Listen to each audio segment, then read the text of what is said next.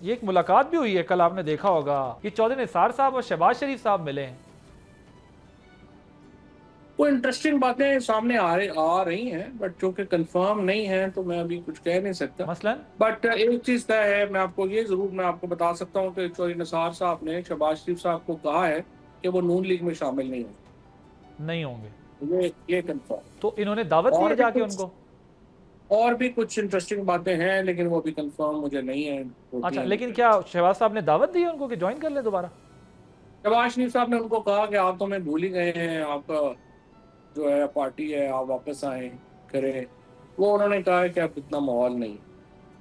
But बड़े मियाँ साहब और मरियम बीबी के तो ताल्लुकात चौधरी साहब के साथ बिल्कुल भी ठीक नहीं थे, तो आपके ख्याल में कुछ मुशावरत कर गए होंगे या सियासी सियासी बसीरत के तौर पर पूछे।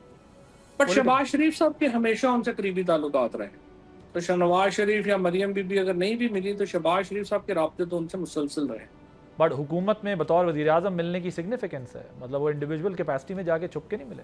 हाँ, अब देखते हैं, अगर उसकी कुछ बातें सामने आती हैं तो फिर पता चले।